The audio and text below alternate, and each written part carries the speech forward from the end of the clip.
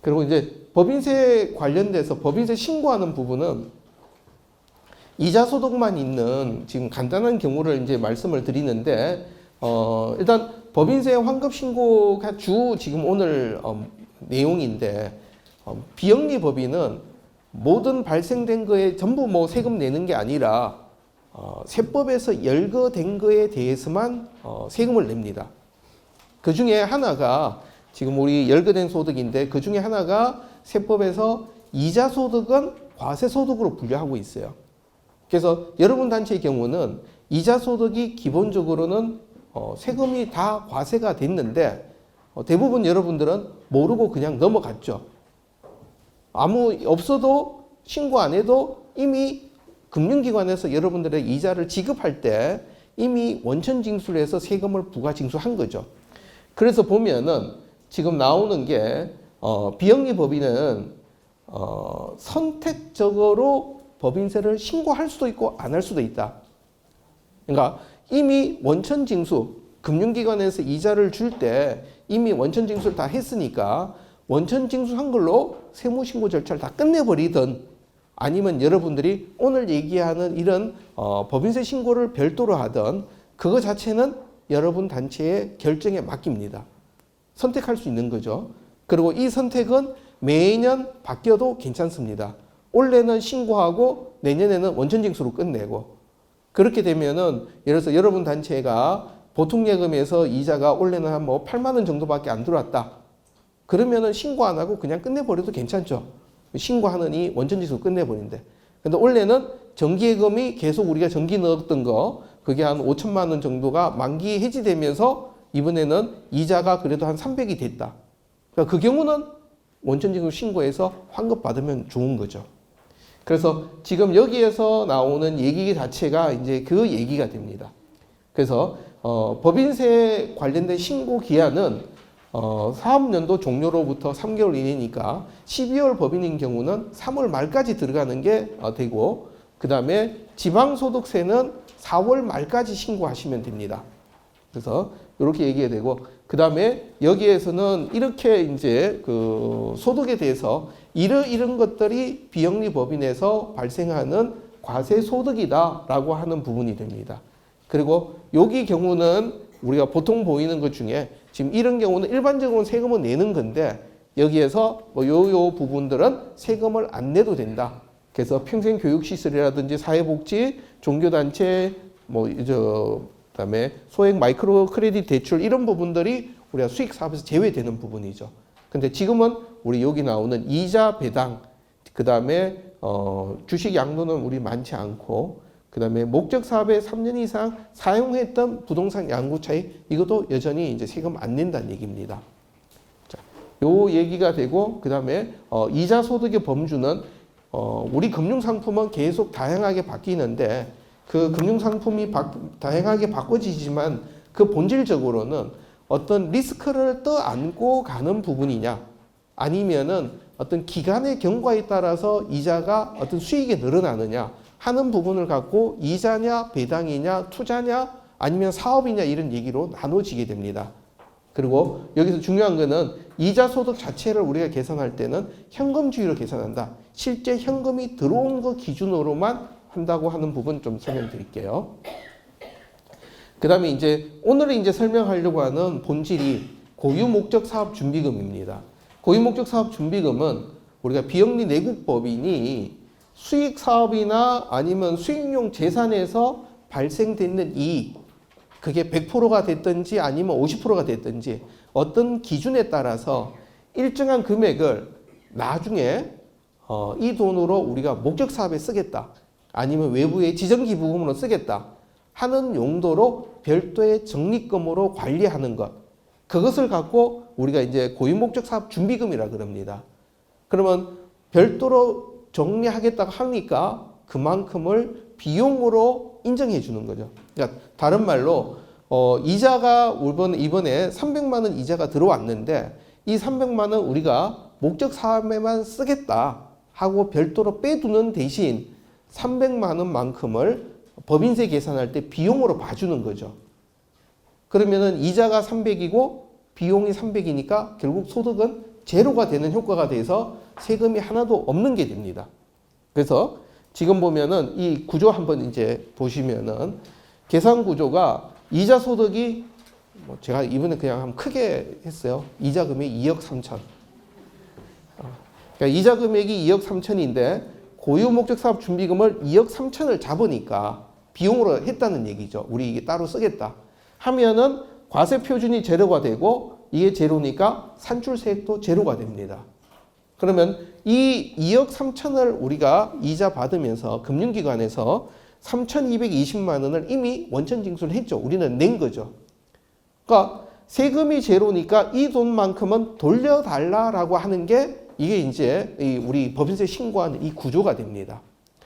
자, 그러면 다시 앞으로 돌아와서 그러면은 여기에서 이 고유 목적 사업 준비금을 설정하는 비율 자체, 그러니까 어느 정도까지로 우리가 세금을 감면시켜 줄 거냐 하는 부분에서 일반적인 이자 배당 소득은 100% 다 인정이 됩니다. 그러니까 금융기관에 대한 이자입니다. 예를 들어서 아까 제가 얘기한 같이 종업원들에게 어떤 주택 대여해주고 거기에서 받았다. 그것은 비영업 대금이라 해서 거기는 50%밖에 안 됩니다. 그러니까 금융기관에서 받는 이자 금액 그 부분은 우리가 100% 다 되고 그리고 평생교육시설 또 사회복지사업에서 발생되는 소득에 대해서도 100% 인정을 다 해줍니다. 그래서 사회복지법인은 우리가 기본적으로는 법인세가 없다라고 보게 되는 거죠. 왜? 나온 과세 표준 전부를 다 비용으로 인정해버리니까. 그리고 80%로 비용을 인정하는 경우는 장학금을 지급받는 공익법인들, 이 기타 소득 경우, 그리고 이 장학금을 하는 경우에도 전체 지출액의 80% 이상을 목적 사업에 사용하게 되면은 거기도 여기 100%로 다시 또 인정을 해주게 됩니다.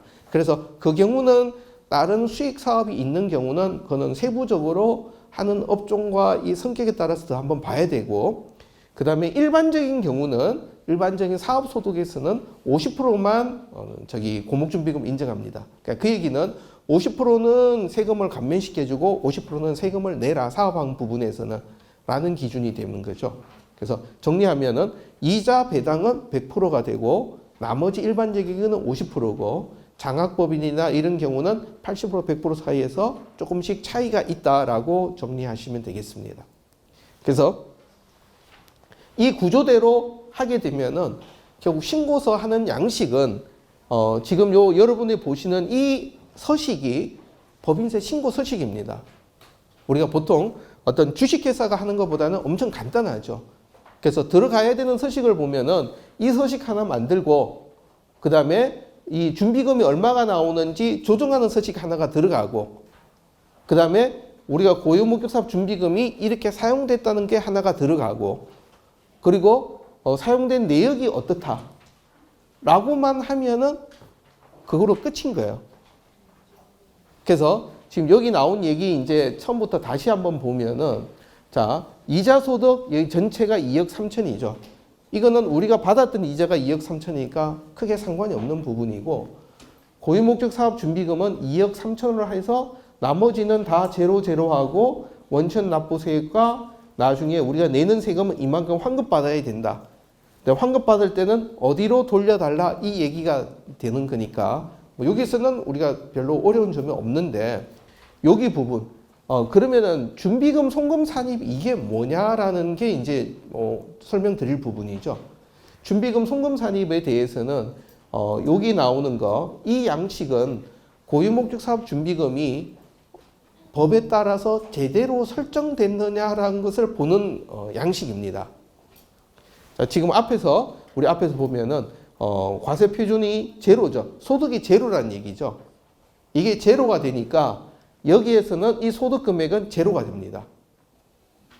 자, 여기 제로가 되고 그 다음에 법인에서 고유목적 사업 준비금으로 원래 2억 3천을 아까 우리가 표시했었죠.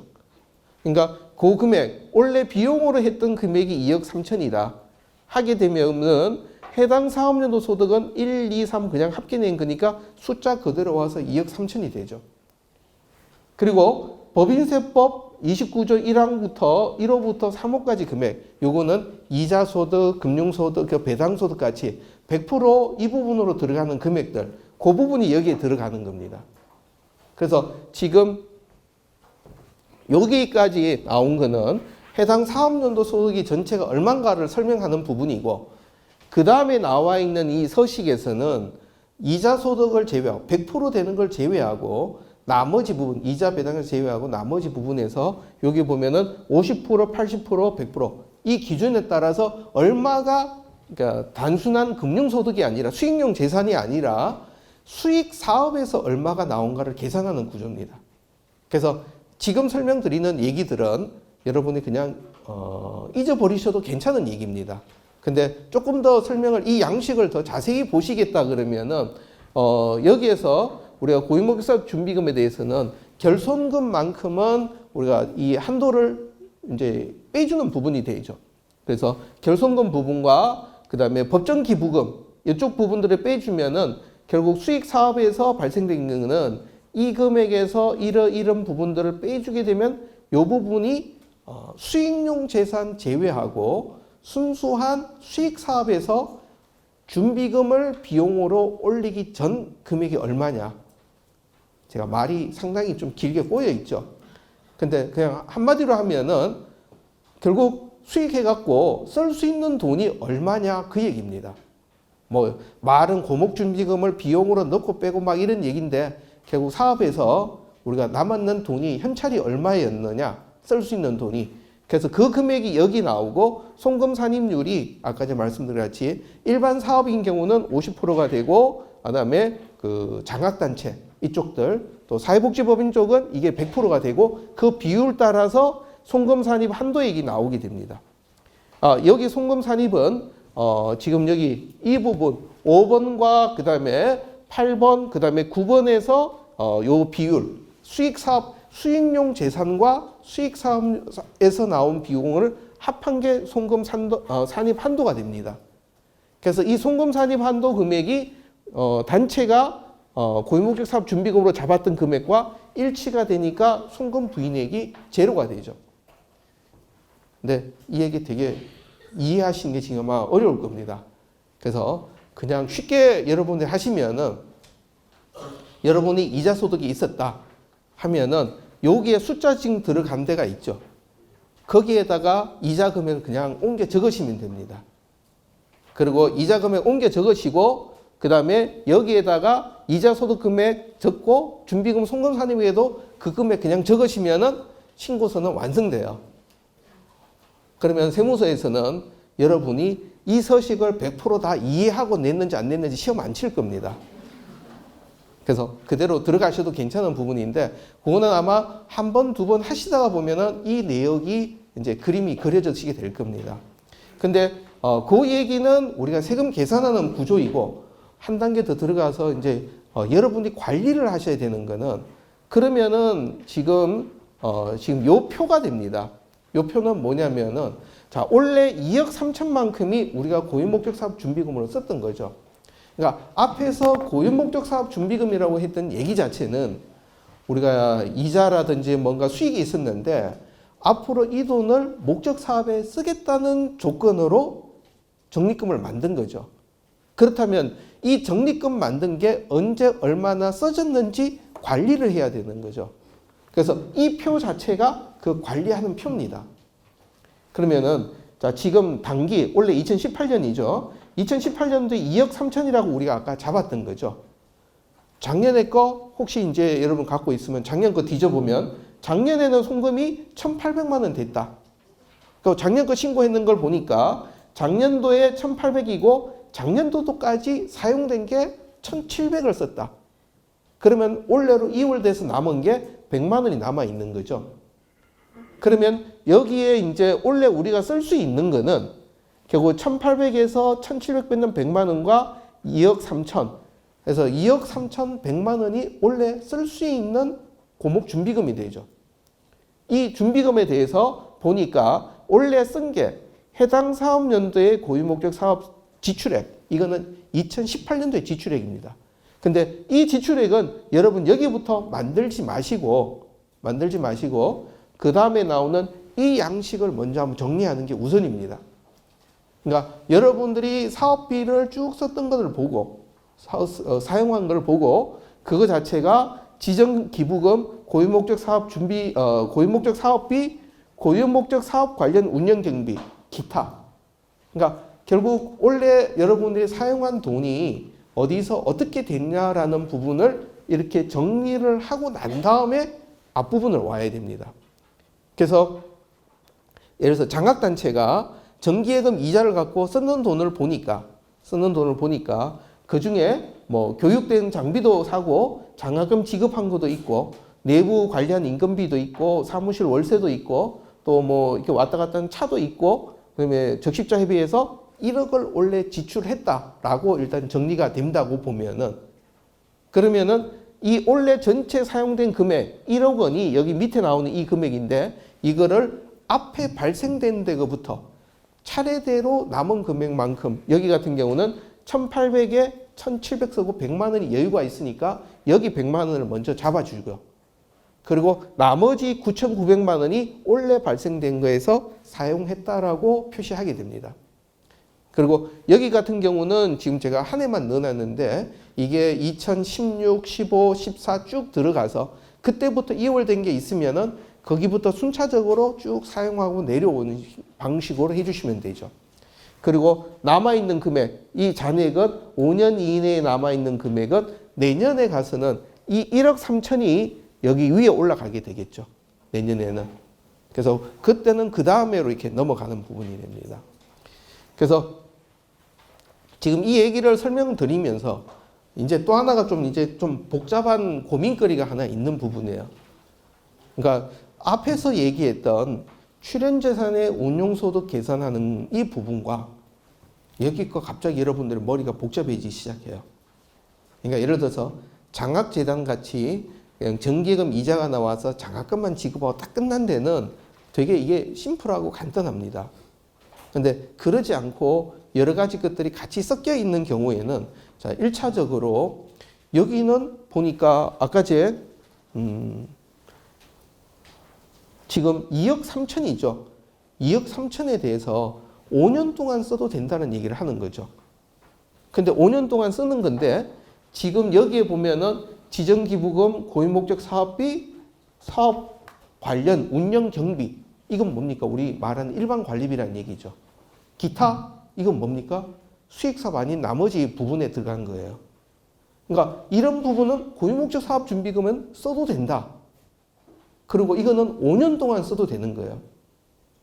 근데 우리가 앞에서 그 출연재산 쪽에서 하면서 운용수익 사용 70% 하는 거는 실제로는 요 부분입니다. 고유목적 사업비. 이게 직접 공유목적 사업비와 같은 개념이 돼요. 그리고 여기에 나와 있는 지정기부금 이거는 앞에서 막 설명드렸던 타법인 출연 다른 법인에다가 기부한 거의 개념이 됩니다. 근데 여기 말하는 지정기부금이 예를 들어서 그 중무부처 승인을 받고 갔다면은 이 내용들 자체가 다 고유목적사업 직접 공유목적사업비로 하나가 되겠죠. 근데 만약에 그게 아니라 그러면은 이 부분은 문제가 되는 소지가 되는 거죠. 그리고 또 하나 지금 여기 고유목적사업 관련된 운영경비 이거는 우리가 70% 얘기해서는 인정이 안 되는 거죠. 그러면은 이제 작년도에 이자를 해가지고 이자를 해서 원래 쓰는 게 이 얘기라 그러면은 이제 2억 3천 기준으로 본다 그러면은 결국 70% 범위 내에서는 여기를 쓰고 30% 범위가 여기에 남아 있어야 된다는 얘기가 돼요. 구조적으로 나눈다면은. 그리고 앞에서 말씀드렸을 때 우리가 지금 고유목적 사업 준비금을 계산할 때는 여기에는 법인세 얼마 냈다 이런 얘기는 없죠. 근데 운용소득 거기에서 운용소득 계산할 때는 법인세 얼마 냈다라는 표시가 있게 되죠. 그러니까 지금 여기 같은 경우는 이자 소득만 있는 데는 실제 고민이 덜 합니다. 그냥 이자만 딱딱 이렇게 썼다라고 끝나면 되는데 수익 사업이 있는 데들은 거기서는 50%는 법인세를 내버리게 되니까 고유목적 사업 준비금을 만들었던 그 대상 금액과 여기 출연자산 운용수익에서 나오는 금액의 밸런스가 서로 틀리게 됩니다. 그래서 이 두 가지 차이가 있게 되면은 여러분 단체에서는 수익 사업 하시는 단체는 가능한 한 운용소득 중에 70% 이상을 그 다음에 반드시 여기에다 썼다라고 꼬리표를 좀 관리를 해주셔야 됩니다. 그러면 이 얘기는 다른 말로 하면은 여러분들의 한 해 결산서가 쫙 있습니다. 한 해 결산서 보면은 후원금이라든지 기부금이라든지 수익 금액이 전체가 쫙 있고, 그 다음에 사업 비용이라든지 관리비가 쭉 다 있습니다. 근데 돈에는 꼬리가 없어요. 그러면은 우리가 나갔던 이 돈에 대한 꼬리를 어떤 부분은 수익 사업의 운용 소득에서, 그러니까 결국 고유목적 사업 준비금에서 100% 되는 데서 쓴 거, 그 다음에 운용소득 70% 범위 내에서 쓰는 거, 30% 쓰는 거, 후원금에서 쓰는 거, 매각대금에 쓴 거라는 거를 위에서 엑셀로 이렇게 쭉 갖다 놓고 이거를 인위적으로 한 해 결산하면서 배분을 딱 해놓고, 그러고 난 다음에 앞에 했던 출연재산부터 보고서를 만들어야 이게 문제가 안 돼요. 그러지 않고 출연재산으로 막 보고해놓고 나면 나중에 고유목적 사업 준비금에 썼다는 이 항목과 출연재산 보고하는 항목이 서로 틀려요. 뭐냐면 이거 할 때는 모든 게 다 고유목적 사업비로 쓸 수 있는 게 보여요. 근데 이미 거기는 후원금으로 썼다고 보고해버린 게 있거든요. 그래서 지금 이제 정리를 하면서 말씀드리는 거는, 일단 우리가 한 해가 끝나면서 2018년도 결산이 끝나면은 전체적인 수익 자체, 우리가 재원이 어떻게 조달됐느냐, 후원금에서 들어온 거, 매각금의 운용소득, 이 세 가지 구분을 해놓고 이 중에서 목적 사업에, 직접 공인 목적 사업에 들어가는 거, 그 다음에 일반 관리비 들어가는 거, 나머지 부분 이렇게 그룹핑을 해놓고 그 기준대로 썼을 때 이 우리 비율 충족이 되느냐, 첫 번째는 운용소득 70% 기준이 충족되느냐, 매각금액에 대한 비율이 충족되느냐, 그게 오케이가 되고 난 다음에 이 결산서 관련된 출연재산 보고와 이 부분 들어가고, 만약 그게 아니라면은 후원금은 어디에 쓰더라도 사용에 제한이 없어요. 후원금 갖고는 재산 취득해도 되고 수익용 재산에 들어가도 되고 3년 동안 길게 가도 되는 거죠. 근데 운용소득은 1년 이내 반드시만 써야 되니까, 그러면은 결국 후원금 썼던 부분을 수익 사업 쪽에 썼다라고 사업비를 그쪽으로 더 많이 비율을 충족시켜주고 후원금을 뒤로 이월시켜주는 방식으로 여러분 한번 조정을 하셔야 돼요. 그리고 지금 이 얘기는 막 설명드리면서 들으니까 되는 것 같은데 어려워요. 이게 어려운 부분인데 직접 해보셔야 이 설명들이 이해가 돼요. 그렇지 않으면은 그렇다라고 그런 것 같은데 막상 하려면 깜깜해요. 그래서 마지막으로 제가 정리하면서 한 번만 더 설명드리는 부분은 여러분들의 사업비를 연도별로 쭉 나눠 놓고, 그 다음에 이 사업비가 나와 있는 재원이 후원금에서 얼마를 우리가 쓸 수 있고, 수익 사업 쪽에서 우리가 얼마를 쓸 수 있고, 매각 재산에서 얼마를 쓸 수 있다. 그러니까 재원의 전체 써야 되는 폭들을 또 하나 재원을 적어 놓고, 그 다음에 썼던 것들을 엑셀로 컬럼 나눈 데다가 인위적으로 쭉 배분하면서 수익 사업 운용소득의 70% 이상 충족시키는 거, 매각 대금의 36, 90% 잡히는 거 해주고 나머지 부분을 후원금에다가 배정시켜 주는 걸로 전체 자금이 어떻게 나갔다는 거를 정리 한번 해주시는 거, 그게 아마 여러분들 이 작업을 마무리하는 작업이 될 것 같아요. 그래서 그거는 한번 해보시면 좋겠고요. 지금 나와 있는 이 부분은 지방소득세, 우리가 요즘 원천징수를 당할 때 보면은 소득세, 법인세와 지방소득세를 같이 원천징수합니다. 세무서에서, 금융기관에서 14%는 소득세고 그 다음에 1.4%가 지방소득세입니다. 그런데 이 금액을 알려고 하면은 지금 보면은 이제 원천징수 영수증 명세 들어가려고 하면은 원천징수한 사람의 사업자 등록번호, 그다음 은행명, 이자 금액이 얼마고 법인세는 얼마였고 그다음에 지방소득세 얼마였다. 이거를 우리가 알아야 돼요. 근데 통장에는 대부분 세후 얼마 아니면 세금 얼마 이렇게만 들어가죠.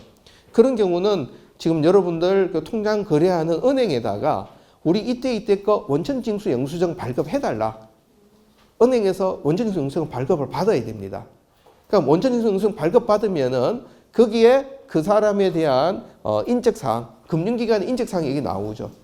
그러면 우리는 여기 보고 이게 이자수, 대부분 다 우리는 이자 수익이니까 이자 수익이고 원천징수에는 날짜는 언제고 그 다음에 이자 금액 얼마고 세율은 이렇게 해서 이 양식 자체를 우리가 만들어서 나중에 같이 보내주는 부분입니다. 그리고 원천징수 명세는 같은 금융기관에 되어 있으면은 이 전체를 하나로 한 줄로 통합해서 쓰셔도 되고 아니면은 날짜를 다 건별로 나눠서 쓰셔도 뭐 그거는 상관이 없어요. 그렇게 가주시면 되고 보조금 통장 이자도 거기에 포함시키고 보조금 이자 통장도 똑같이 되는 부분입니다. 이 보조금 부분은 이 얘기를 해야 되나 말아야 되나 고민이에요. 그 뭐냐면은 보조금은 이자도 반납시켜야 되죠. 예. 그러니까 이제 여러분들 경우는 반납하니까 뭐 이거 뭐 굳이 원천세 신고를 왜 하냐? 어차피 반납하는 이자인데. 자, 보조금 반납 언제 하죠? 결산 끝나고 대부분 빠르면은 당해년도 12월 말에 다 끝나버렸고 거기 이자까지 다 반납했습니다. 원천징수 환급 신고는 언제 하죠? 3월 달에요. 그러니까 이미 그쪽 보조금 정산도 다 끝났어요. 환급 받으면은 그럼 여러분 잡수입이에요. 그러니까 해도 되고 안 해도 됩니다. 그러니까 보조금에 대해서 근데 이제 이 얘기가 공식적으로 가게 되면은 보조금 원천징수 환급 받으면 그것도 반납해라 이 얘기 또 나올 겁니다. 그래서 뭐 그거는 여러분들이 판단해서 하시고요. 보조금에 대해서는 일단 이론적으로는 할 수 있습니다. 최근에 저희가 이제 그 12월 달에 컨설팅했던 단체에서 거기는 좀 정부 출연기관 쪽인데 이 보조금 금액이 컸어요. 그래서 그동안에는 이거 어차피 다 반납하는 거니까 원천징수 안 한다고 했어요. 근데 거기 규모가 엄청 커서 원천징수세액이 4천만 원이 넘어요. 그래서 거기 있는 이사장님이 4천만 원 공돈 생겼다고 엄청 좋아하시죠. 근데 거기는 구조적으로 지금 같은 개념이 아니라 하면서 매칭 펀드도 들어가고 하면서 반납해서 받을 수 있는 경우였기 때문에 그래서 뭐 여러분들 그거는 이제 여러분들 이제 하시는 부분이니까 근데 중간에 좀 새길로 빠졌는데 앞에서 말씀드린 거는 지금 법인소득세 그거는 우리가 3월 말까지 하는 부분이고 근데 이미 소득세 10%만큼은 지방소득세도 원천징수가 됐거든요. 그럼 지방소득세는 지금 이 양식으로 들어갑니다. 그 대신 이 지방소득세는 우리가 말했던 고목준비금 이런 거가 없어요. 왜냐하면 법인세 하면서 이미 다 계산해버렸고 지방소득세는 법인세의 10%만 가는 거니까 우리가 법인세 신고했던 그 기준대로만 가면 됩니다.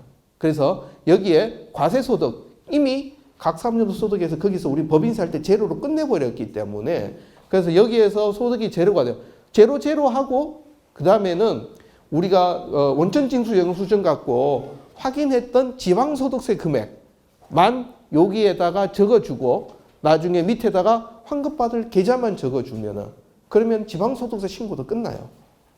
그리고 지방소득세에다가는 원천징수 관련된 날짜별로 금융기관별로 어떤 그 고유번호, 사업자 등록번호 적어주고 해주시면 되니까 이거 자체는 뭐 앞에 여기 나오는 이 양식 하나와 그 다음에 요 양식 두 가지만 첨부해서 또 구청에다가 여러분 그냥 우편으로 보내주시면은 이 계좌로 나중에 환급이 됩니다.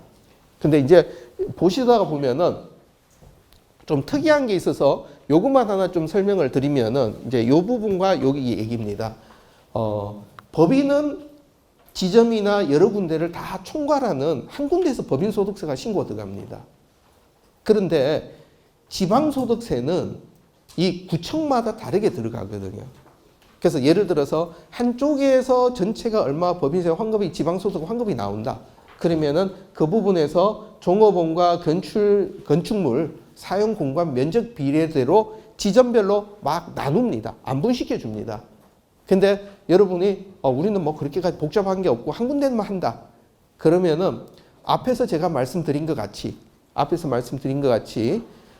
전체 법인세 금액 그 앞에 우리 법인세 신고서와 고유목적사업 준비금 적는 그 양식에 그대로 이 숫자 그대로 넣고 지방세 부분 여기 있는 숫자 그대로 어떻게 보면 여러분 보물찾기 그림 그리는 것 같이 그대로 옮겨 적어서 신고서 제출하셔도 이 부분은 전혀 문제가 안 되는 부분입니다. 그래서 3월 말까지 법인세 신고하시는 거 하나가 있고 그다음에 지방소득세 신고하는 거 하나까지 챙겨주시면은 환급 받을 수 있습니다. 그리고 단체마다 가서 보면은 이거 받아서 물론 회식으로 쓸 수는 없지만 충분히 그 정도 숫자는 나오는 금액들이니까 그렇게 이제 여러분 해주시면 될 것 같아요.